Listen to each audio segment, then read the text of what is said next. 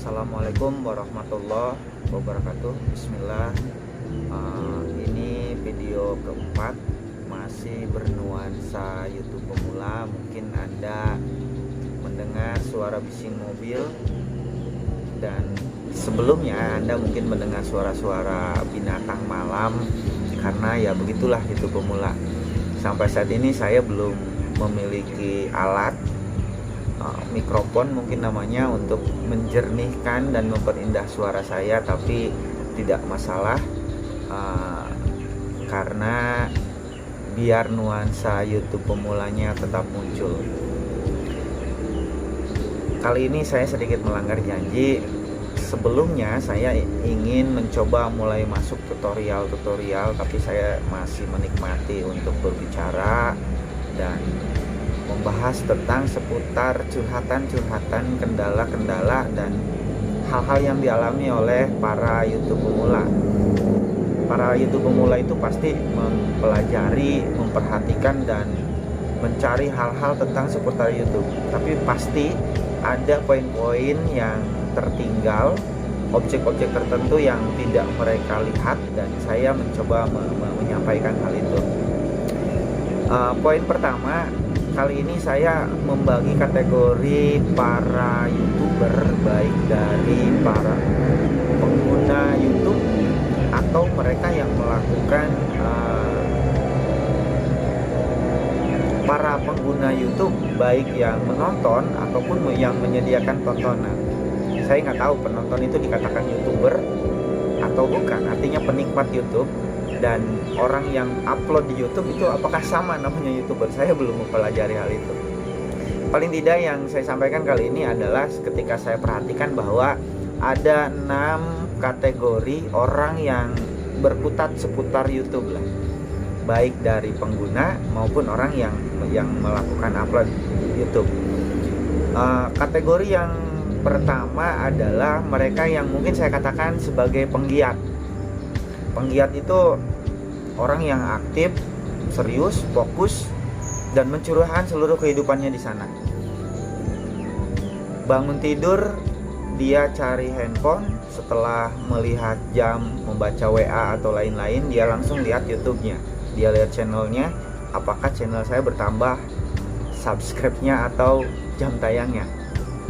Dia mandi, dia berangkat kerja, di jalan dia membuat vlog.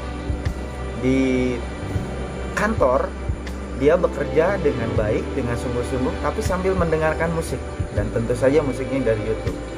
Ketika dia pulang atau makan siang, dia bikin video dan dia untuk YouTube. Malam hari ketika dia mau tidur, dia pun mendengar musik dan lagi-lagi dari YouTube. Saya rasa itu mungkin penggiat. Jadi apapun kegiatan dia, keseharian dia penuh dia lakukan, dan dia selalu berkutat di seputar YouTube. Ketika dia mau masak, dia tidak tahu resep, dia bukan tanya ke orang tapi tanya ke YouTube.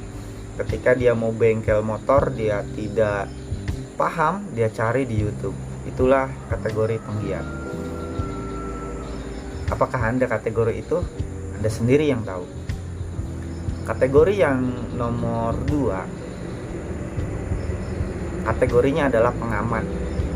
Hampir sama dengan kategori yang pertama, tapi dia mengamati YouTube, memanfaatkan YouTube untuk hal-hal yang sedikit lebih berkelas. Dia hanya mencari informasi-informasi yang lebih elegan tentang perang, tentang politik, tentang pendidikan, tentang seni.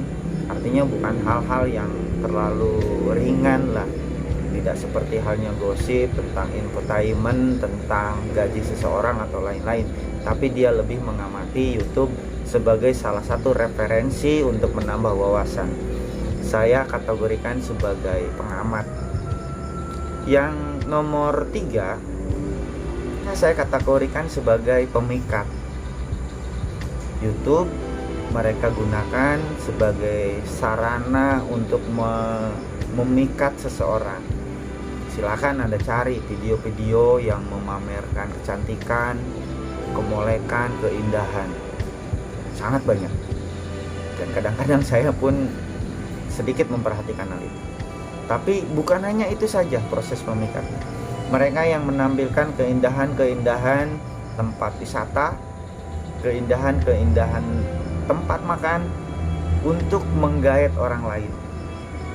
Mereka memikat konsumen melalui YouTube. Mereka menggait calon nasabah melalui YouTube. Itu adalah penggiat. Kategori yang nomor 4 adalah pengumpat. Banyak YouTube digunakan oleh orang untuk mengumpat orang lain. Dia buat video pernyataan sikap membenci seseorang, menghujat seseorang, menyebutkan kejelekan seseorang, mengumbar aib seseorang. Saya kategorikan mereka sebagai pengumpat. Apakah itu ada? Banyak. Entah tujuannya untuk kontroversi, untuk meningkatkan rating, itu hanya dia yang tahu. Tapi yang jelas dia menggunakan YouTube sebagai sarana yang tepat untuk mengumpat. Dan saya harap Anda bukan bagian dari itu.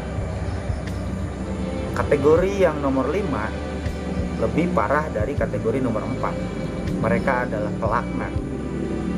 Para pelaknat ini menjadikan YouTube sebagai media untuk bukan hanya menghujat, tapi melaknat orang lain, menyumpahi orang lain, mengkafirkan orang lain, mentidakbenarkan orang lain, rasisme, menistakan, menghina, ujaran kebencian, yang mana para pelaknat ini memanfaatkan YouTube untuk memancing keributan. Apakah ada? Banyak. Apakah Anda salah satunya? Saya harap hentikan itu. YouTube adalah sarana untuk positif, sarana untuk bermain, sarana untuk hiburan. Jangan jadikan YouTube sebagai sarana untuk melaknat dan perpecahan. Yang nomor 6 dan sebagai kategori terakhir adalah penikmat. Banyak orang yang menikmati hidup, kualitas hidupnya meningkat, ekonominya membaik, hatinya menjadi lebih bahagia gara-gara YouTube.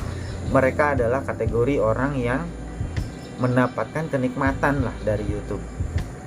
Di akhir video ini saya berharap para